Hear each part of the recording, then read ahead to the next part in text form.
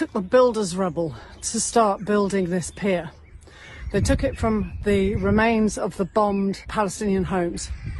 So they stole, basically, the stone that these houses were made of. They bombed them, and then they collected up the rubble and started to build a port. There's thousands of people lost, still missing, that are under the rubble. So when you manage to get an excavator and you take it to these places and you pick up all of this rubble and then you cart it all the way down the Seacoast Road to build this pier, in that will be the remains of Palestinians who are still missing. When you walk on this pier, you're going to be walking literally on the remains of Palestinian people.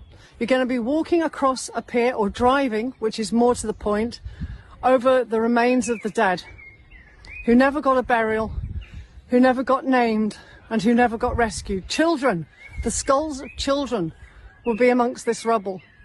A road of the dead.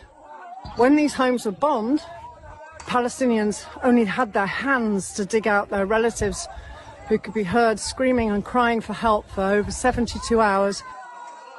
Both the Israelis and the Americans said, oh, no, we can't get you any excavators, we can't get any bulldozers, we can't get you. The civil defence teams didn't have the equipment to pull these people out from underneath the concrete. And yet it took America less than 8 hours to deliver 30 brand new bulldozers and excavators and heavy machinery, all the stuff that you need to build a port. When the Palestinians were crying to get their relatives out, the Israelis had torched all of the civil defence equipment, so there were no bulldozers. They died crushed to death, slowly and in a lot of pain, screaming and crying for help for over 72 hours. Just think about that. But in 8 hours, the Americans are able to suddenly deliver a whole brand new range of bulldozers and excavators. They can do that to build a port, but they can't do it to save the lives of hundreds of Palestinian people. So that kind of crosses out the word humanitarian. You're talking about, oh, this is a humanitarian port. Well, it wasn't very humanitarian to deny the Palestinians the bulldozers that you've been able to ship from Cyprus within 8 hours. Those people lay there for 72 hours waiting to be rescued under the rubble of their homes, but you couldn't get a bulldozer out for them.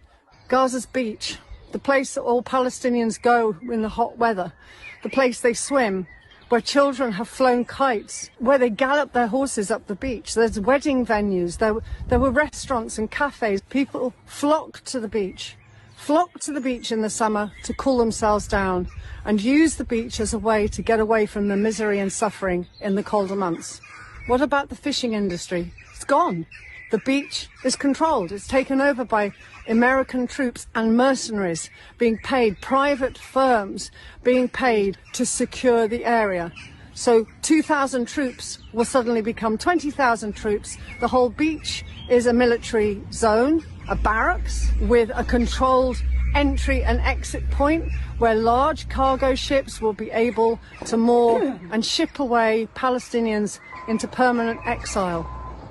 There are so many reasons why this port is not humanitarian, but this port must go. This port cannot exist, because if it does, then Gaza doesn't exist. Thank you for listening.